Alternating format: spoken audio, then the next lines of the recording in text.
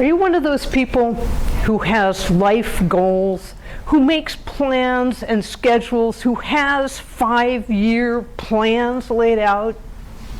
I'm not, at least not usually. I'm usually one of those people that said, just go for the gusto, what's happening now? Yeah, right on, I'm there. But after my first marriage ended, and I had the stupid obligatory rebound relationship, after which I went, oh my God. I decided it was time to make some plans.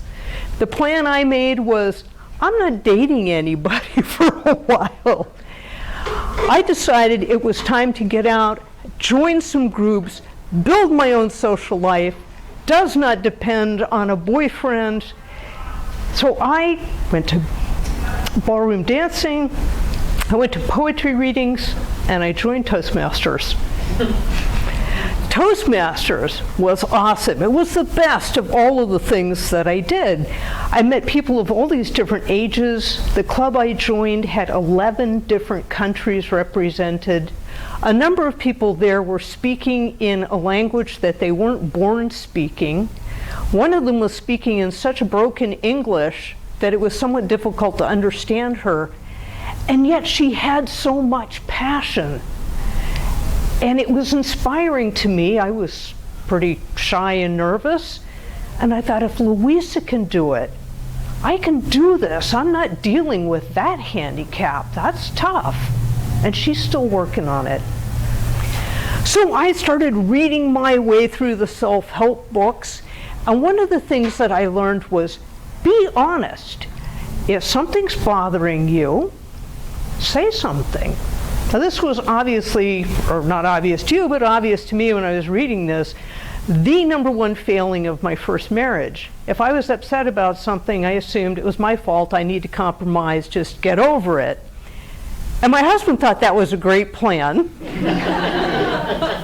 So we had this very lopsided agreement where he would just complain about things and I would have to fix it. And after about 10 years, I wasn't real excited about doing this anymore. And we had gotten into such a habit that he would just complain and complain.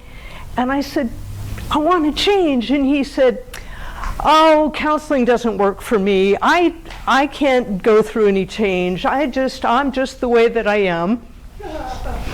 And after a few years of negotiating, I said, I think I'm going to be the way that I am. And so I left. So there in Toastmasters, I'm learning how to be honest. And one of the people that I met in the club's name was Raul. And many of you already know him. But some of you don't, so we'll keep the suspense from those of you who don't. He was a very shy and quiet person, especially then. But he was a good speaker. On a stage, he had command.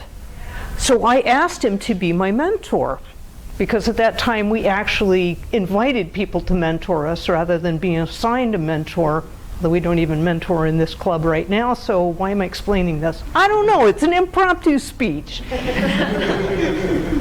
So as part of mentoring, we would get together before the meeting, and I would do a practice run of the speech for him in the park, and he'd give me some feedback and some encouragement. This is really cool. Well, you know, the meeting was at night, so maybe we'll go out to dinner before we go to the meeting. And then, well, you could go do it at a different club, the same speech, and practice some of the feedback.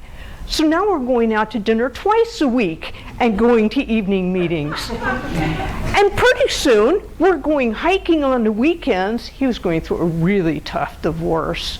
And I felt supportive. And I'm trying to give him encouragement. And we're getting to be closer and closer friends. And I'm being extremely honest, things I never would have told a potential romantic partner in my life.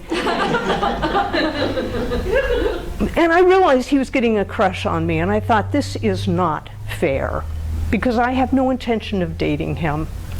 And this guy is clearly looking for a girlfriend or a wife.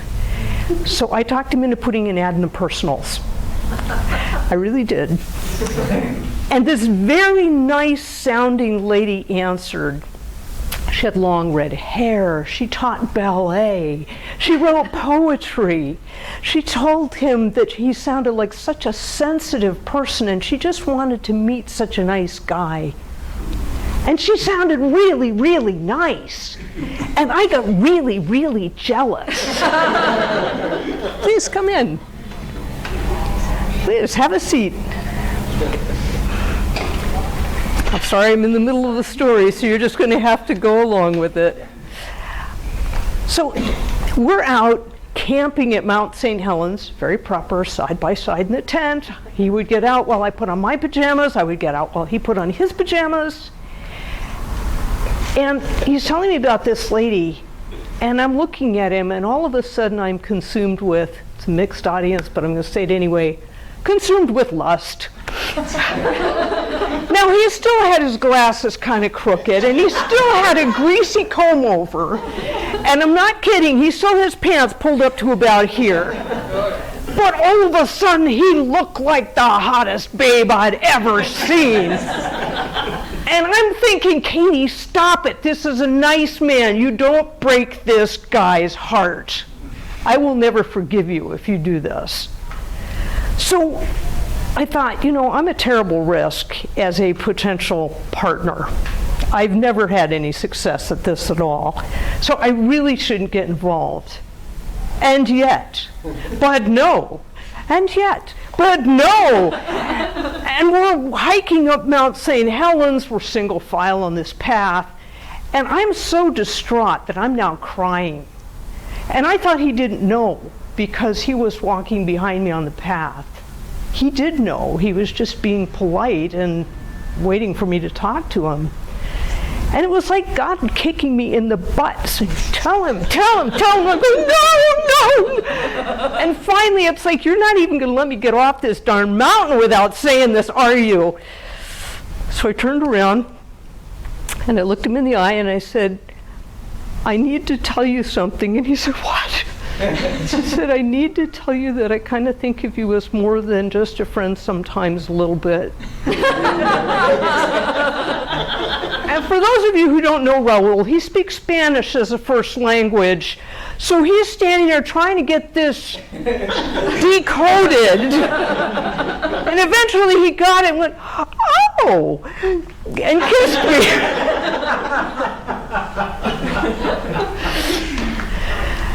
We've been married for 17 years now. He is still the nicest man I have ever met. And I'm still just thrilled to wake up and see him in the bed next to me in the morning. It's like, oh boy, this is going to be fun. The honesty has worked out great. The planning has not. The moral of this story is life has its own plans. You can make those plans if you want to, and maybe it'll help you stay focused.